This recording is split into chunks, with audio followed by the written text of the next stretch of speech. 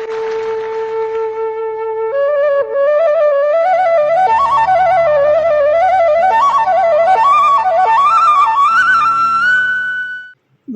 ஆன்மீக அன்பர்கள் அனைவருக்கும் அன்பான வணக்கம். அனைவரும் நலம் தானே? இறையருள் குரு அருளால் எல்லாரும் நல்லா இருப்பீங்க. நம்முடைய வில்வம் ஆன்மீகம் சேனலில் நம்ம பல பதிவுகளை தொடர்ந்து பார்த்துட்ருக்கோம். என்னுடைய ஒவ்வொரு பதிவுக்கும் நீங்கள் நல்ல எனக்கு ஒரு ஆதரவு கொடுத்து ரெஸ்பான்ஸ் கொடுத்து என்னை நல்லா ஊக்கப்படுத்தி உங்களுடைய நல்ல உண்மையான பதிவுகளை நீங்கள் கமெண்ட்டில் பதிவு செய்யும் பொழுது எனக்கு அது ரொம்ப மனதுக்கு மிகுந்த ஒரு மன மகிழ்ச்சியும் சந்தோஷத்தையும் ஏற்படுத்துதுங்க. என்னுடைய இந்த ஆன்மீக தகவலில் சேனலில் நான் வீட்டில் தினமும் கடைபிடிக்க வேண்டிய 5 முக்கியமான விஷயங்கள் என்னென்ன அப்படின்ற தலைப்பில் ஒரு பதிவு போட்டிருந்தேன். கிட்டத்தட்ட அது 1 lakh வியூஸ் போயிருக்குங்க. அதேமாரி என்னுடைய ஷார்ட்ஸில் வீட்டில் குலதெய்வ விளக்கை எப்படி ஏற்றி வைக்கணும் அப்படின்னு சொல்லி போட்டிருந்தேன். அதுவும் கிட்டத்தட்ட 2 lakhs மேலே வியூஸ் போயிருக்குங்க. அதோட லிங்க்கெல்லாம் நான் டிஸ்கிரிப்ஷன் பாக்ஸில் கொடுக்குறேன். நீங்கள் அந்த லிங்க்கை பயன்படுத்தி அந்த வீடியோவை கண்டிப்பாக அந்த காணொளியை முழுசும் பாருங்கங்க. நிச்சயம் உங்களுக்கு அது பிடிச்சிருக்கும். அதில் சொல்லியிருக்கிற அத்தனை தகவல்களும் நீங்கள் அன்றாட வாழ்வில் கடைபிடிக்கக்கூடிய ஒரு எளிமையான அதே சமயத்தில் மிக மிக பயனுள்ள ஒரு ஆன்மீக தகவலாக அது உங்களுக்கு இருக்கும்னு நான் நம்புகிறேங்க. இப்போ இந்த பதிவில் நாம் என்ன பார்க்க போகிறோம் அப்படின்னு சொன்னால், சஷ்டி விரதம் எப்படி இருக்கிறது, இந்த தலைப்பில் தாங்க இப்போ இந்த பதிவில் நாம் பார்க்க போகிறோம். பொதுவாக சஷ்டி விரதம் அப்படின்னு சொல்கிறதுனாலே எல்லாருக்கும் டக்குன்னு உடனே என்ன ஞாபகம் வரும்? சஷ்டியில் விரதம் இருந்தால் ஆப்பையில் இது வரும் அப்படின்னு சொல்லிடுவாங்க. அதாவது சஷ்டியில் விரதம் இருந்தால் ஆப்பையில் வரும்னு சும்மா காலப்போக்கில் வாய்மொழியாக நம்ம சொல்லி அந்த பழமொழிக்குண்டான ஒரு அர்த்தத்தையும் அதோடைய மகத்துவத்தையும் அந்த பழமொழிக்குண்டான உண்மையான ஒரு பொருளையுமே நம்ம எல்லாரும் மாற்றிவிட்டோங்க. சஷ்டியில் விரதம் இருந்தால் அகப்பையில் கரு வளரும். அகப்பைங்கிறது கருப்பை, கருப்பையில் கரு வளருங்கிறது தான் அந்த பழமொழியோட உண்மையான அர்த்தங்க. அதுவும் முருகனை நம்ம மனசில் வேண்டிட்டு ஒவ்வொரு மாதமும் வரக்கூடிய சஷ்டி விரதத்தன்னைக்கு நம்ம விரதம் கடைபிடித்து வந்தோன்னு சொன்னால் கண்டிப்பாக அந்த முருகனே விரதம் இருக்கிறவங்களுடைய அகப்பையில் கருப்பையில் கருவாக வளர்ந்து அழகாக லட்சணமாக அம்சமாக பிறப்பாருங்க. அது ஆண் குழந்தையாவோ பெண் குழந்தையாவோ எந்த குழந்தையாவும் அவ்வளோ அம்சமாக பிறப்பாங்க. அதனால் சஷ்டி விரதங்கிறது ரொம்ப ரொம்ப ஒரு உன்னதமான அற்புதமான அத்தனை தெய்வாம்சம் பொருந்திய தெய்வ அருள் பொருந்திய தெய்வ சக்தி நிறைந்த ஒரு அற்புதமான விரதங்க. பொதுவாக எல்லா கடவுளுக்குமே சிவனாக இருக்கட்டும், விஷ்ணுவாக இருக்கட்டும், அம்பாளாக இருக்கட்டும், பிள்ளையாராக இருக்கட்டும், யாரை எந்த தெய்வமாக இருக்கட்டும், ஒரு தெய்வத்துக்கும் ஒரு விரத தன்மை உண்டு, அதோடைய மகத்துவம் உண்டுங்க. அத்தனை விரதங்களையும் ரொம்ப சிறப்பான உயர்வான விரதம் எதுன்னு பார்த்தீங்கன்னா சஷ்டி விரதம் தாங்க.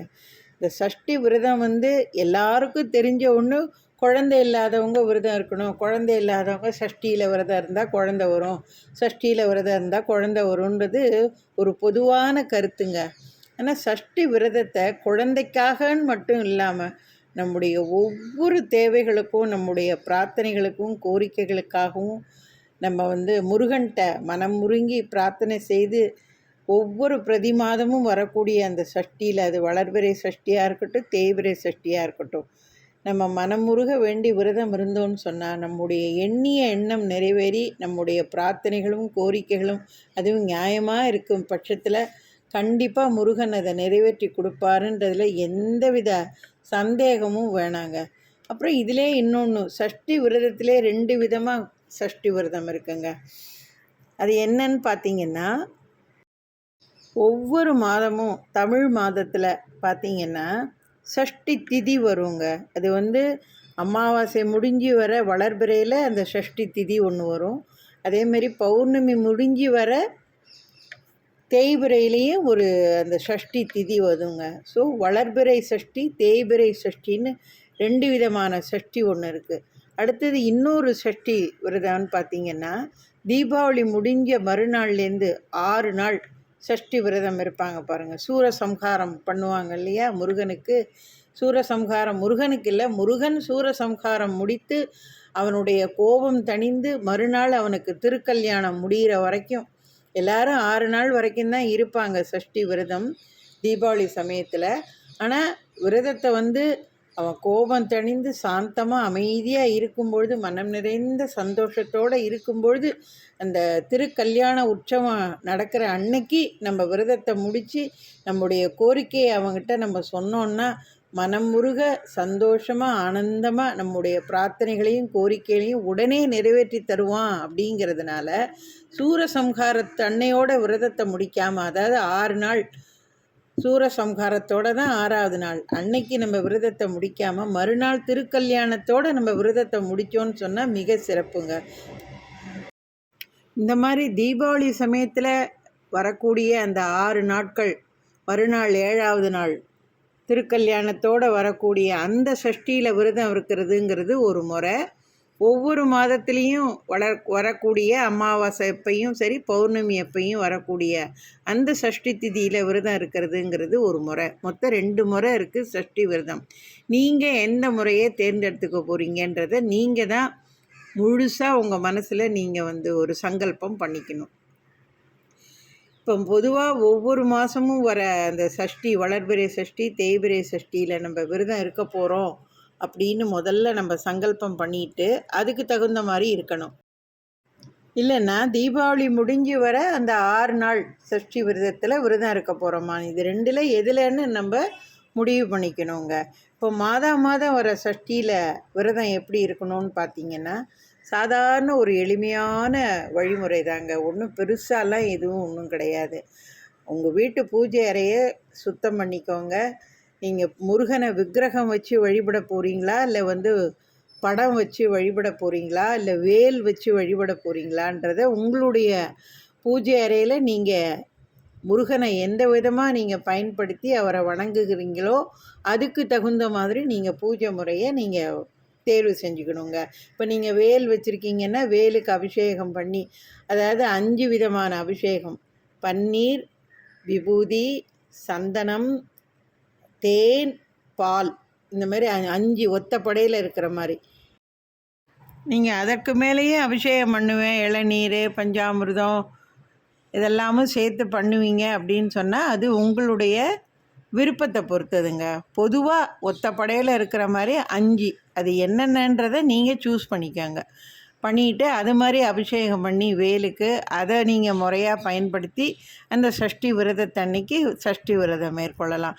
இல்லை முருகர் படம் வச்சுருந்தீங்கன்னா அழகாக படத்தில் நல்லா தொடச்சிட்டு முருகர் படத்துக்கு நல்ல சந்தனம், குங்குமம், மஞ்சள்லாம் அழகாக பொட்டிட்டு, முருகனுக்கு ரொம்ப பிடித்த மலர் செவ்வரளி மலர், அதனால் அரளி பூவையும் போடலாம். அதுக்கு அடுத்தது மல்லிகை பூ ரொம்ப பிடிக்கும். எல்லாத்தோட ரொம்ப உன்னதமானது நீங்கள் அஷ்டோத்திரம் சொல்கிறத வில்வத்தாலேயே கூட நீங்கள் முருகனுக்கு அஷ்டோத்திரம் சொல்லலாம். செவ்வரளி பூவாலேயும் அஷ்டோத்திரம் சொல்லலாம். நல்ல சிகப்பு நிற ரோஜாப்பூ, அந்த பூவை பயன்படுத்தியும் நீங்கள் அஷ்டோத்திரம் சொல்லி பூஜை செய்யலாம். இதே முறை தான் வேலுக்கு எப்படி நீங்கள் அபிஷேகம் பண்ணி எல்லாம் செய்கிறீங்களோ அதே மாதிரி தான் நீங்கள் விக்கிரகம் வச்சு வழிபட்டிங்கனாலும் அந்த விக்கிரகத்துக்கும் இதே மாதிரி தான் அபிஷேக முறைகளையெல்லாம் நீங்கள் பின்பற்றி நீங்கள் விரதத்தை மேற்கொள்ளணுங்க. முதல்ல விரதத்தை ஆரம்பிக்கும் பொழுது ஃபஸ்ட்டு நம்ம யாரை கும்பிடணும்னு பார்த்தீங்கன்னா குலதெய்வத்தை தான் ஃபஸ்ட்டு கும்பிடணும். அப்பா, இந்த பூஜையை நான் நல்லபடியாக முடிக்கணும், ஒரு மாத சஷ்டி விரத பூஜையும் நான் தங்குதடை இல்லாமல் கரெக்டாக நான் செய்யணும், எனக்கு நீ கூட துணை இருந்து என்னை நல்லபடியாக இந்த பூஜையையும் இந்த விரதத்தையும் மேற்கொள்ள எனக்கு நீ ஆசீர்வதித்து அனுகிரகம் பண்ணணும்னு ஃபஸ்ட்டு குலதெய்வத்தை நீங்கள் வேண்டிக்கிட்டு சங்கல்பம் பண்ணிக்கணும். அடுத்தது எல்லா காரியமும் விக்னம் இல்லாமல் நமக்கு உடனே நடைபெறத்துக்கு விநாயகரை நம்ம கெட்டியாக பிடிச்சிக்கணும். அடுத்தது விநாயகர்கிட்ட சங்கல்பம் பண்ணிக்கணும். ஒவ்வொரு சஷ்டி விரத பூஜையும் நீ எனக்கு நல்லபடியாக நடத்தி கொடுக்கணும்னு விநாயகர்கிட்ட சங்கல்பம் பண்ணிக்கணும். அடுத்தது இந்த விரதம் யாருக்காக மேற்கொள்கிறோம், யாரை நினச்சி மேற்கொள்கிறோம், முருகனை நினச்சி தான் நம்ம மேற்கொள்கிறோம். அப்போ முருகன்ட்டையும் அந்த சங்கல்பத்தை நம்ம வைக்கணும். உன்னை நினச்சி மனப்பூர்வமாக உன் மீது அசைக்க முடியாத நம்பிக்கையோடும் பக்தியோடும் இந்த விரதத்தை நான் மேற்கொள்கிறேன். என்னென்னைக்கு எனக்கு நீ துணையாக என் கூடவே இருந்து என்னை நல்வழிப்படுத்தி இந்த விரதத்தை நல்லபடியாக முடித்து கொடுக்க நீ எனக்கு அருள் புரியணும்னு சொல்லி முருகன்ட்டையும் சங்கல்பம் பண்ணணும். அதை நீங்கள் வீட்டில் உங்கள் வீட்டில் நீங்கள் பூஜை அறையில் இருக்கிற விநாயகர், உங்கள் குலதெய்வம், முருகர் இவங்ககிட்டயே நீங்கள் சங்கல்பம் பண்ணிக்கலாம். இல்லை நான் எங்கேயாவது ஒரு கோயிலில் போய் ஃபஸ்ட்டு போய் எல்லா பிள்ளையார், முருகனை எல்லாரையும் பார்த்துட்டு நான் கோயிலில் போய் ஃபஸ்ட்டு ஒரு தடவை நான் சாமியை கும்பிட்டுட்டு சங்கல்பம் பண்ணிட்டு வரேன்னா இன்னும் ரொம்ப உத்தமம். போய் முருகர் பேர்லேயும் விநாயகர் பேர்லேயும் உங்கள் குலதெய்வத்தையும் நினச்சி ஒரு அர்ச்சனையை ஒன்று பண்ணிவிட்டு கோயில்லையே நீங்கள் சங்கல்பம் பண்ணிட்டு வந்து வீட்டில் நீங்கள் இந்த சஷ்டி விரத பூஜையை நீங்கள் தாராளமாக செய்யலாம். சரி, நெய்வேத்தியமாக என்ன படைக்கணும் அப்படின்னு பார்த்தீங்கன்னா நம்மளுடைய விருப்பம்தான். நம்மளால் என்ன முடியும், நம்ம குடும்ப சூழ்நிலை, பொருளாதார வசதி, உடல் ஆரோக்கியம் இதெல்லாம் சேர்ந்தது தான்.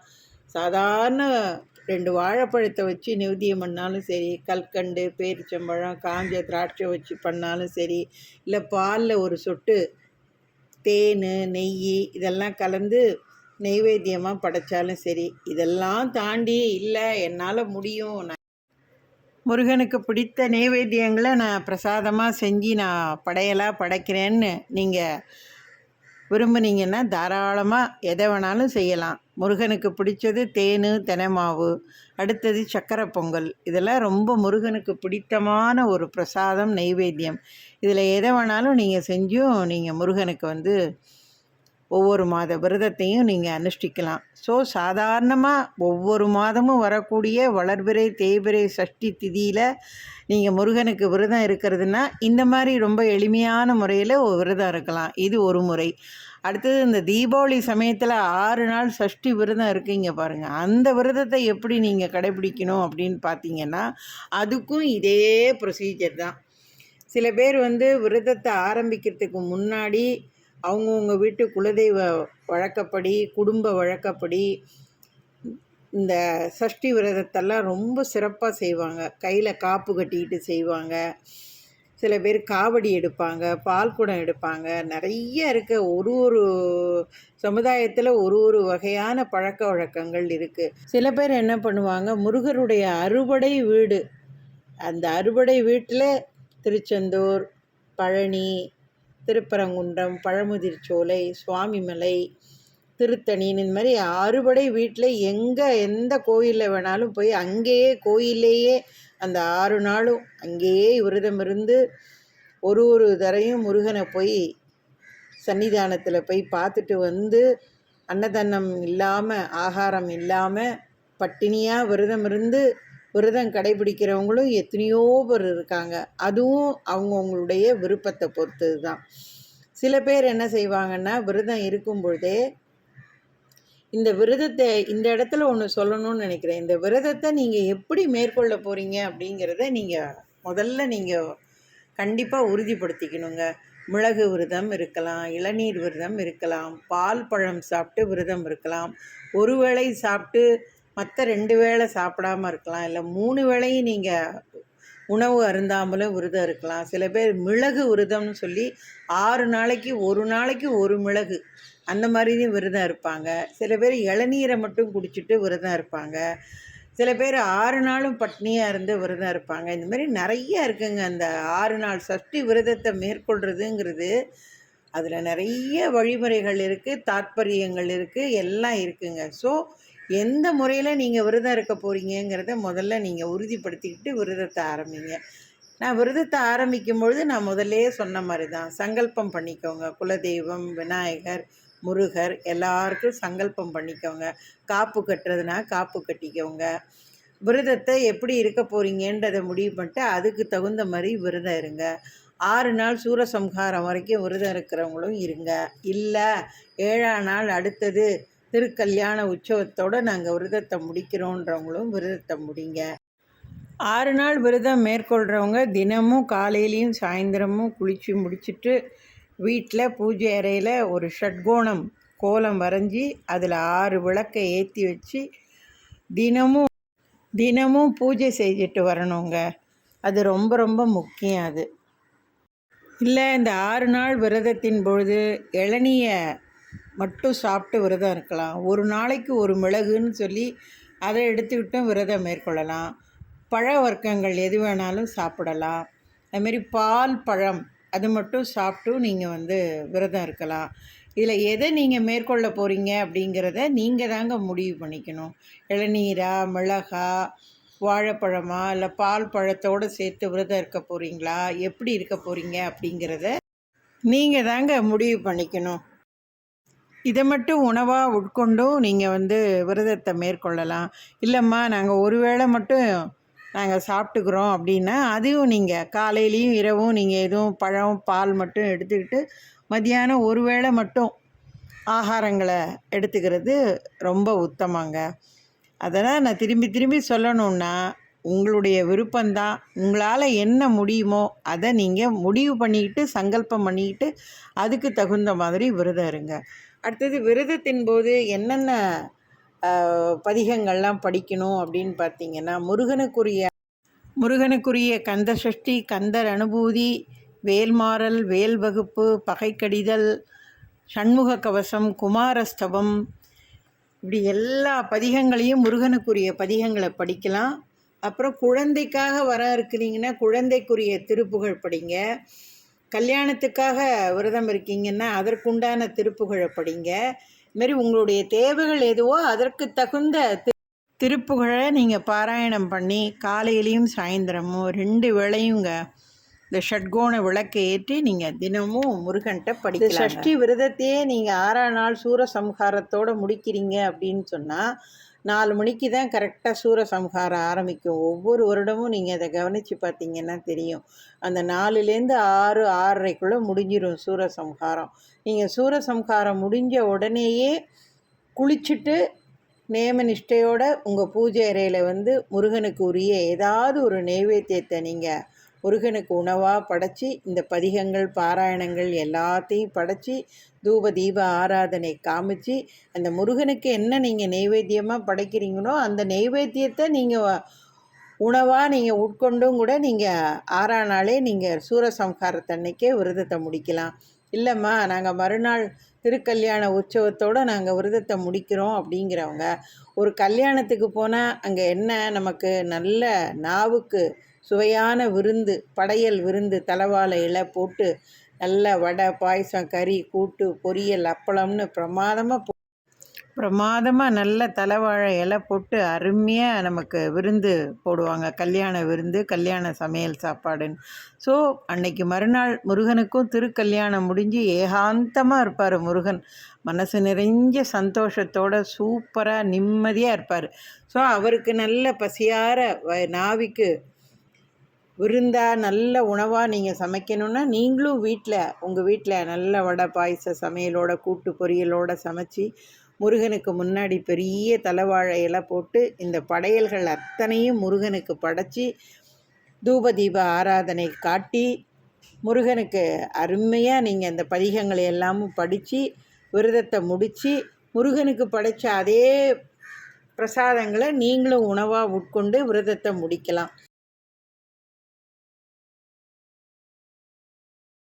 அதனால் கந்த சஷ்டி விரதம், அதாவது தீபாவளி சமயத்தில் வர அந்த 6 நாள் கந்த சஷ்டி விரதத்தை நீங்கள் மேற்கொள்கிறீங்க அப்படின்னா அது நீங்கள் 6ஆம் நாள் விரதத்தை முடிக்க போகிறீங்களா, இல்லை மறுநாள் திருக்கல்யாண உற்சவத்தோட விரதத்தை முடிக்க போகிறீங்களான்றதையும் நீங்கள் தாங்க முடிவு செய்துக்கணும்.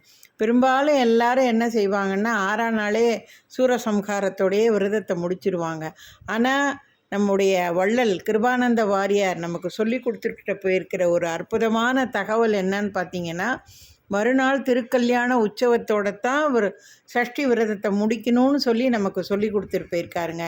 இன்றைக்கி நிறைய பேர் அவர் சொன்ன அந்த வழிகாட்டுதலை பின்பற்றி திருக்கல்யாணத்தோடு தான் கந்த சஷ்டி விரதத்தை கடைப்பிடித்து முடிக்கிறாங்க. அதனால் இந்த காணொளியை பார்க்குறவங்க இனிமேல் தான் புதுசாக நீங்கள் மாதம் வர சஷ்டி விரதத்தையும் சரி, தீபாவளி சமயத்தில் வர அந்த கந்த சஷ்டி விரதத்தையும் மேற்கொள்ள போகிறீங்க அப்படின்னு சொன்னால் கண்டிப்பாக நான் சொன்ன இந்த எளிய வழிமுறைகளையெல்லாம் நீங்கள் பின்பற்றி அருமையாக விரதம் இருங்க முருகனுக்கு. அப்புறம் பாருங்கள், முருகன் நம்முடைய வாழ்க்கையில் என்னென்ன அதிசயங்களையும் அற்புதங்களையும் நடத்தி காட்டுறாருன்னு பாருங்கள். முருகன் நம்மக்கிட்ட எதிர்பார்க்கிறதெல்லாம் அவன் மீது நாம் கொண்டுள்ள அசைக்க முடியாத நம்பிக்கையையும் பக்தியும் தாங்க அவன் பார்க்குறான். வேறு ஒன்றுமே அவன் பார்க்கறதில்ல. அவனை நம்முடைய ஃப்ரெண்டாக நம்ம பாவிச்சுக்கிட்டு நம்ம ஒரு க்ளோஸ் ஃப்ரெண்டுக்கிட்ட நம்ம எப்படி மனம் விட்டு நம்ம பேசுவோமோ அதேமாரி முருகன்கிட்ட நம்ம 1 to 1 நேருக்கு நேராக நம்ம மனசில் உள்ளது எல்லாத்தையும் முருகன்கிட்ட நம்ம பேசணும்னு சொன்னால் அடுத்தடுத்து அவன் நம்முடைய எல்லா கோரிக்கைகளையும் பிரார்த்தனைகளையும் செவிமடுத்து கண்டிப்பாக நம்முடைய நியாயமான கோரிக்கைகளையும் பிரார்த்தனைகளையும் நிச்சயமாக அற்புதமாக நிறைவேற்றி கொடுப்பான். அப்படிங்கிறதுல எந்த வித மாற்று கருத்தும் இல்லை, சந்தேகமும் இல்லைங்க. ஏன்னங்க இது வரைக்கும் இந்த சஷ்டி விரதத்தை பற்றின ஒரு குழப்பமோ ஒரு தயக்கமோ, இதை எப்படி விரதத்தை மேற்கொள்கிறது, சஷ்டி விரதம்னா என்ன, அது ஒவ்வொரு மாதமும் வர சஷ்டியில் அந்த சஷ்டி விரதம் என்ன, அப்போ தீபாவளி சமயத்தில் 6 நாள் கும்பிடுறாங்களே அந்த சஷ்டி என்ன, இப்படி பல குழப்பங்களும் ஒரு தெளிவும் இல்லாமல் இருந்திருக்கும். இப்போ இந்த காணொளியை பார்த்த உங்கள் அனைவருக்கும் இந்த சஷ்டி விரதத்தை பற்றின ஒரு தெளிவான பயனுள்ள தகவலை நீங்கள் தெரிஞ்சுக்கிட்டு இருப்பீங்கன்னு நான் முழுசாக நம்புகிறேங்க.